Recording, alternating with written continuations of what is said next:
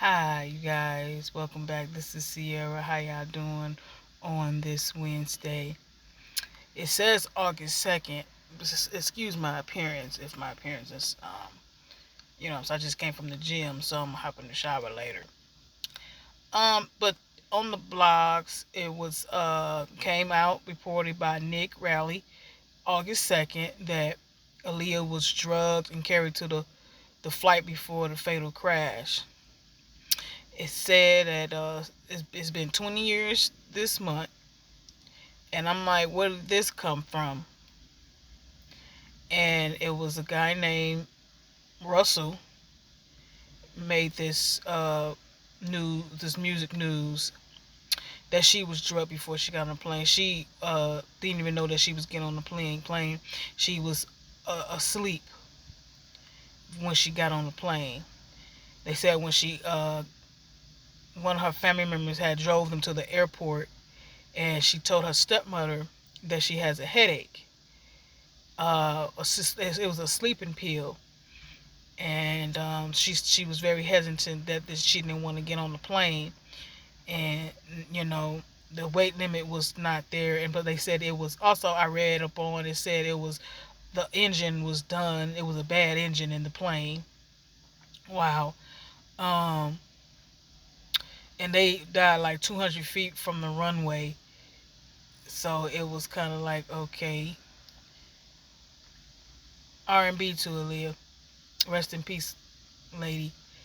I was real young when that shit happened, though. I was like 12 or 13 years when that shit happened, and I was sad about that. I remember when it was on the news that Aaliyah has passed away in a plane crash. Cause you know what I'm saying, you know what I'm saying, that's the only female that I was listening to at the time at 12. You know what I'm saying, 12 years old and 13 years old when she came out with One in a Million and her first album, Age Ain't But a Number, and then she passed away in 2021 this month, 20 years ago. And 20 years ago, I was 13 years old and I heard about this shit, and I was sad that I heard about this. That had me in tears. That did. But they said that she was drugged before she got on the plane, and I just like, where did this come from? Like, where did this really come from? Because I'm like, 20 years later, this comes out. You know,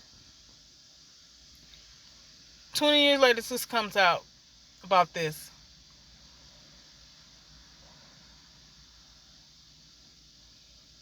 Hmm. You all can go check that article out. You know what I'm saying? It's Kinsley Russell, who family ran a taxi in the Bahamas, was the star when the stepmother drove her team to the airport as she prepared to return to the U.S.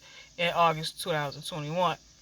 Russell was just 13 and worked as a baggage carrier as the singer prepared to return home. However, now the claims that the singer refused to board the plane when she first saw it and went back to sleep in the car driven by his stepmother, telling her teen she has a headache. Aaliyah, who said to have to pass out in the back of the cab, she was allegedly carried into the plane while sleeping. The flight claimed the flight claimed her life just hours later, with the singer and the 8 members killed. The plane crashed shortly after takeoff, about 200 feet from the runway. The plane struggled to gain altitude. It was later revealed that the small twin engine was substantially overweight by several hundred pounds.